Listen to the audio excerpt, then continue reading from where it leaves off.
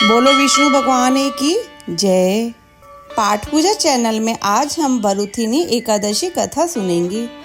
धर्मराज युधिष्ठिर बोले, हे भगवान, वैशाख माह के कृष्ण पक्ष की एकादशी का नाम तथा उसकी विधि क्या है और उससे कौन से फल की प्राप्ति होती है, सो कृपया पूर्वक कहिए। श्री कृष्ण भगवान बोले, हे राजेश्वर, वैशाख माह के कृष्ण पक्ष की एकादशी का नाम वरुथिनी है। ये सौभाग्य को देने वाली है। इसके व्रत में मनुष्य के समस्त पाप नष्ट हो जाते हैं और अंत में सुख मिलता है। यदि इस व्रत को एक अभागिनी स्त्री करती है तो उसे सौभाग्य मिलता है। वरुथिनी के व्रत के प्रभाव से ही राजा मानधाता स्वर्ग को गया था। इसी प्रकार धुंधमार आदि भी स्वर्ग को गए।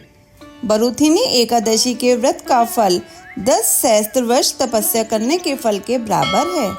कुरुक्षेत्र में सूर्य ग्रहण के समान जो एक बार स्वर्ण दान करने से फल मिलता है, वही फल वरुथिनी एकादशी के व्रत के करने से मिलता है।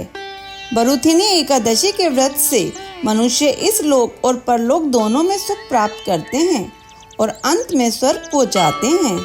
शास्त्रों में कहा गया है कि हाथी का दान घोड़े के दान से और हाथी के दान से भूमि का दान उत्तम है। उससे उत्तम तिलों का दान है। तिल से स्वर्ण दान, स्वर्ण से अन्न दान श्रेष्ठ है। संसार में अन्न दान के बराबर कोई भी दान नहीं है। अन्न दान से पितृ देवता, मनुष्य आदि सब तृप्त हो जाते हैं। शास्त्रों में कन्यादान इसके बराबर माना गया है। वरुथिनी एकादशी के व्रत से अन्न तथा कन्यादान का फल मिलता है।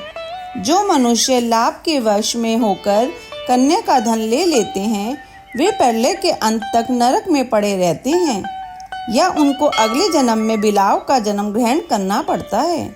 जो मनुष्य प्रेम से एवं धन सहित कन्यादान करते हैं, उनके पुण्य को चित्रगुप्त भी लिखने में असमर्थ हो जाता है।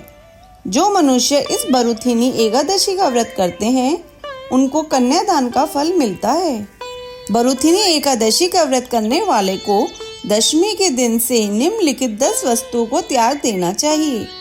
कांसे के बर्तनों में भोजन करना, मांस, मसूर की दाल, चना, कोदो, शक, शहद, दूसरे का अन्न, दूसरी बार भोजन करना और जुआ खेलना। उस दिन जुआ नहीं खेलना चाहिए तथा शयन नहीं करना चाहिए। उस दिन पान खाना, दातुन करना, दूसरे की निंदा करना तथा चुगली खाना और पापियों के साथ बातचीत भी नहीं करनी चाहिए। उस दिन क्रोध, मिथ्या भाषण का त्याग कर देना चाहिए। इस व्रत में नमक, तेल तथा अन्न वर्जित है। हे राजन, जो मनुष्य इस एकादशी को विधिवत करते हैं, उनको स्वर्गलोक की प्राप्ति होती है।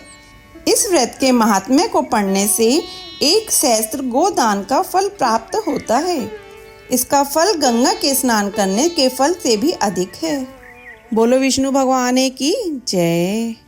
अगर आपको ये कथा सुनना अच्छा लगा हो तो इसे लाइक करके शेयर करें। चैनल पर नए हैं तो सब्सक्राइब करें।